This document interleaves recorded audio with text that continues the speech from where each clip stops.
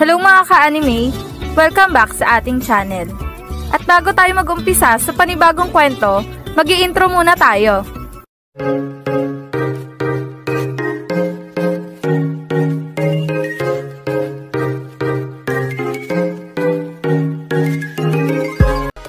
Bago natin simulan ang panibagong kwento ng High School League, gusto ko lang ipaalala sa inyo ng paulit-ulit na ang kwentong ito ay isang fan-made lamang na nabasa ko lang sa isang site at hindi ito kasama sa totoong kwento ng Slam Dunk. Ngayon, kung nagustuhan nyo ang ganitong kwento, please pa-like ng ating video at pa-follow na din sa ating Facebook page na Tagalog Anime Manga. Tara, umpisa na natin ang chapter 163 ng International League. Dahil nga sa ginawang puntos nitong si Hanamichi, nangamba na ang coach ng Ryukufu na naging dahilan upang mapahingi na ito ng isang timeout. Dahil na nga sa wala ng isang minuto ang natitirang oras para sa uling yugto ng laban. Habang itong mamalalaro ng Shogo naman ay labis na natutuwa dahil malapit nang mapunta sa kanila ang tagumpay ng laban. Sa kabilang banda naman, pumito na nga ang referee dahil sa natapos na ang timeout ng Ryukufu. Kaya naman, ang mamalalaro ng dalawang kupunan ay nagsipasok na sa loob ng court. Habang itong si Tochiya naman ay hawak na nga ang bola. Team, kailangan nating makapuntos dito! At ito na ang nalalabing oras upang hindi tayo magkamali. Dahil isang maliit na pagkakamali lamang natin, siguradong ito na ang ikakatalo natin. Kaya naman, ang bawat galaw na gagawin natin ngayon ay kailangan perpekto at walang pagkakamali. Yan ang sabi ni Tochiya. Sabay sinimulan ng inatake ang depensa ng Shogo. Habang itong si Sendo naman ay agad na dinipensahan itong si Tochiya ng mahigpit. Ngunit, may napansin itong kakaiba ngayon kay Tochiya. Sobrang seryoso ngayon itong lalaking to Hindi na makikita sa kanyang muka ang pag-aalinlangan at talaga namang balak nitong atakin ang depensa namin na walang takot. Pero kahit na ganun pa man, kailangan ko ding ipakita sa kanya at kailangan ko ding iparamdam sa kanya na hindi kami matatalo sa laban na to. Bagkos, ipaparamdam ko sa kanya na kami ang karapat-dapat na manalo dito. Yan ang sabi ni Sendo sa kanyang sarili nang biglang umatake si Tochiya sa kanang depensa ni Sendo. Sabay spin moves yung sobrang bilis, pakaliwa naman ito. Sabay talon at takmang gagawa ng isang jump shot. Habang itong si Sendo naman ay napasabay kay Tochiya. Ngunit, laking gulat ni Sendo. Dahil pagtingin ito sa kamay ni Tochiya, wala na dito ang bola. Ano? Sobrang bilis naman ang kanyang ginawa. Hindi ko man lang napansin na wala na sa kanya ang bola. Pero nasaan ito? Itinira niya ba? O baka naman, ipinasa niya na. Ano bang nangyayari? Yan ang sabi ni Sendo sa kanyang sarili. At nang paglingon ni Sendo sa kanyang likuran, nakita niya si Michael na hawak na nga ang bola. Habang itong si Michael naman ay agad na tumalon at takmang gagawa ng isang slam dunk. At itong si Hanamichi naman ay napansin at natansya na hindi niya magagawang masabayan itong si Michael. Naku po, mukha nahuli na ako. Hindi ko na siya pwedeng sabayan pa. Dahil once nasabayan ko pa siya, sa binabalak nito, siguradong maaari niya akong sabitan ng foul. Kailangan maging mahinahon ka lang, Hanamichi. Ibigay mo na sa kanya ang puntos na yan. At bumawi ka na lang mamaya. Yan ang sabi ni Hanamichi sa kanyang sarili.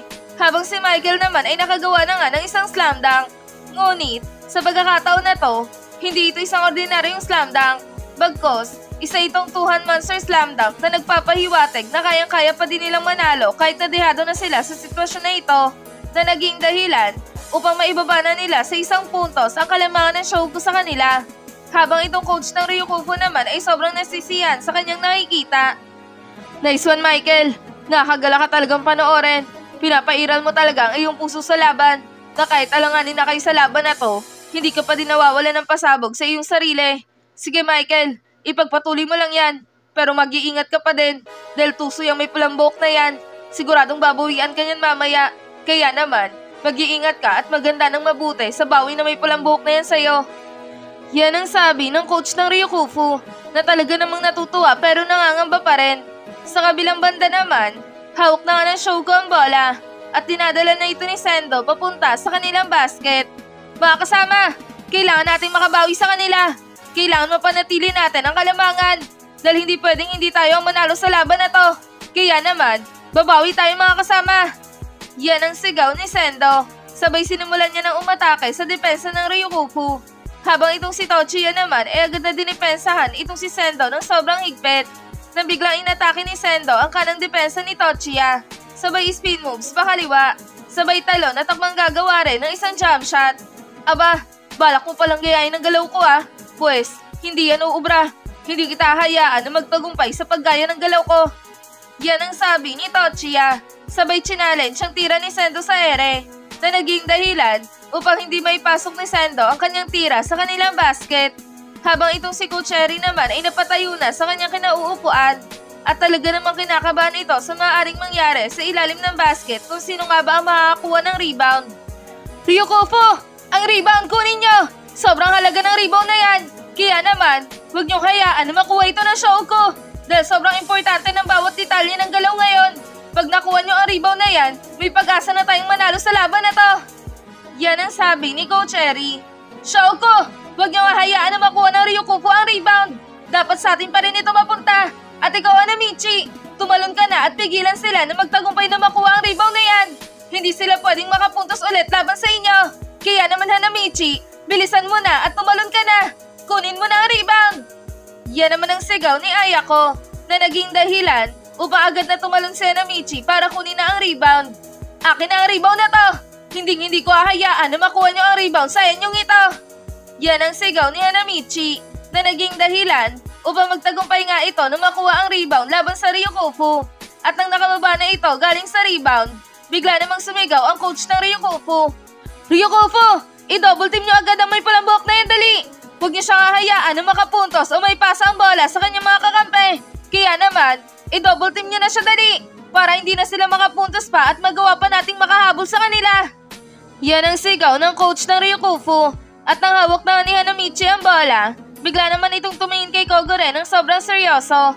Sabay nag-fake pass ito na ipapasa ang bola papunta kay Kogore. Habang ang buong kupunan ng Ryukofu naman ay napeke sa pasang gagawin ni Hanamichi.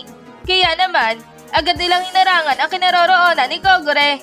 At itong si Hanamichi naman ay sobrang nalibre na nga sa ilalim ng basket. Kaya naman, agad itong tumalon at takmang gagawa ng isang 360 slam dunk. Ngunit, bago pa maipasok ni Sakuragi ang kanyang slam dunk, bigla namang pumito ang referee. Foul white, number 13! Yan ang sigaw ng referee na ikinagulat talaga at ikinainis itong bida natin.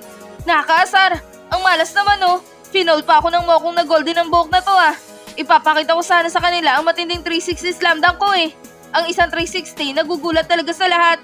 Pero nasayang lang dahil sa golden na buhok na to. Mautak din talaga ang lalaking ito. Hindi talaga mawawala ang kontrabida sa mga bidang katulad ko. Sayang talaga. Mapapanganga talaga sana ang buong manonood kapag naipasok ko yon. Nakakaasar. Yan ang sabi ni Hanamichi sa kanyang sarili.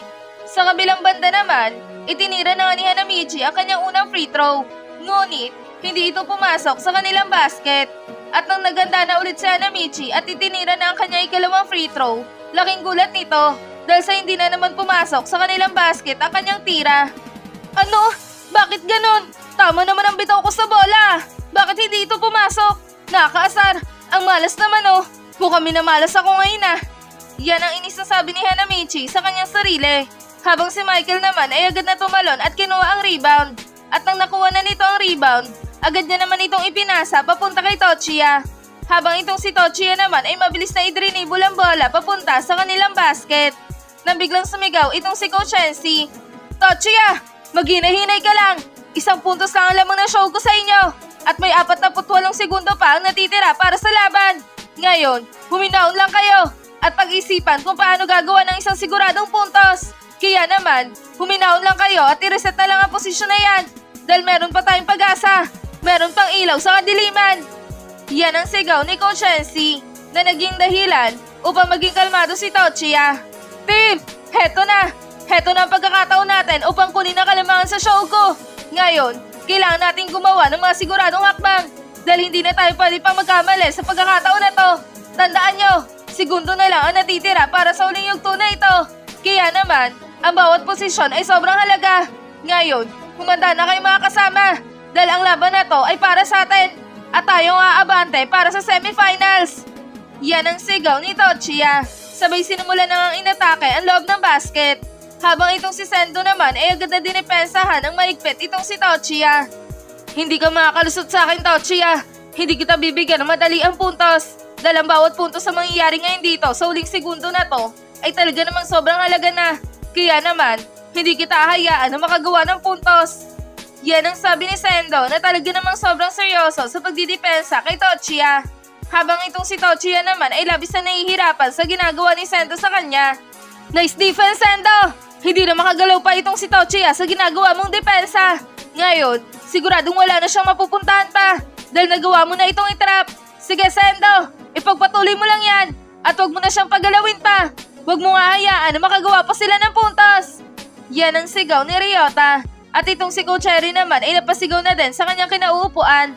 Tochiya, ipasa mo na ang bala, dali! Hindi pwedeng atakihin mo ang depensa ni Sendo dahil masyadong maliit ang espasyo upang makalusot ka sa depensa niya. At sobrang ganda din ang ginagawang depensa ng Sendo na yan sa'yo. Kaya naman, ipasa mo na lang ang bala, dali! Upang makagawa kayo ng panibagong plano. Yan naman ang sigaw ni Coach Cherry. At dito na nagtatapos ang Chapter 163 ng International League.